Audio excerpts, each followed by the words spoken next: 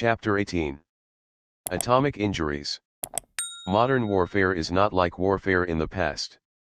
Nuclear weapons have been designed to destroy whole cities and large segments of the population. What can one do to survive?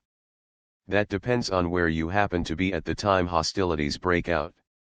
If you are at some distance, you might stand a chance of survival, provided you know what to do, and are willing to carry out certain important steps for your safety. There are three sources of danger from nuclear weapons: 1. A direct hit, 2. Severe burns and other injuries that occur from a distance, and 3. Radioactive fallout. There is probably no escape from a direct hit. Everything within a certain radius will just disappear. Farther away, the situation will be somewhat different. There will be many serious injuries, but some people will survive, depending on the amount of protection they have. Injuries from an atomic explosion are not much different from those already outlined in the chapters on fractures and lacerations, except that there will be so many more serious casualties. Burns should be treated in the same way as any other type of burn, as outlined on page 119. Radioactive fallout is different. If a nuclear bomb is exploded near the ground, the vacuum resulting from impact immediately sucks up an enormous cloud of dust. This forms a mushroom-shaped cloud. As this cloud disintegrates, some of the radioactive particles fall onto the immediate areas of the explosion.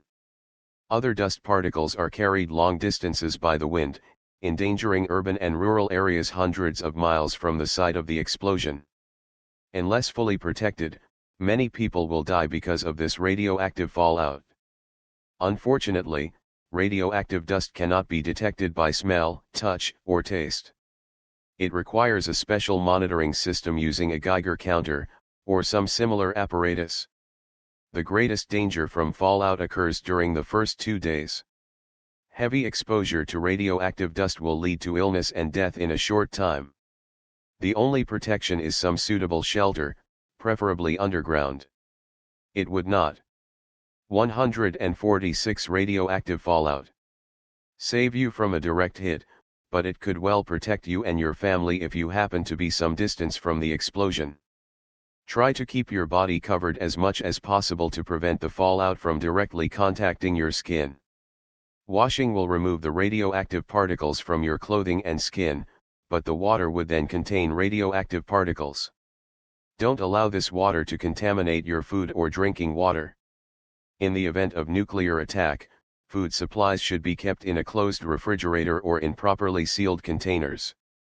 Be sure wash off cans and bottles before opening them. Boiling will not remove radioactivity. Radiation sickness. Radiation sickness is likely to follow when any portion of the body has been exposed to the direct rays of the blast. In severe cases there will be nausea, vomiting, diarrhea, swelling of the skin, as well as feeling of weakness and prostration, followed by coma, and perhaps death. Your first aid kit 147. Milder doses of radiation may produce feelings of weakness, followed by vomiting and diarrhea, and perhaps some prolonged infection. With proper treatment, most of these cases will eventually make satisfactory recovery. Lighter dose of radiation may produce few if any symptoms beyond a mild feeling of nausea. Treatment: blood transfusion may have to be given if there is any blood available. Certainly in any overwhelming disaster there will be far too little blood to meet all the needs. Blood should therefore be reserved for the cases that really have a chance to recover. Preparing your first aid kit. Every home should have a first aid kit for emergencies. Here are some suggestions for making up such a kit.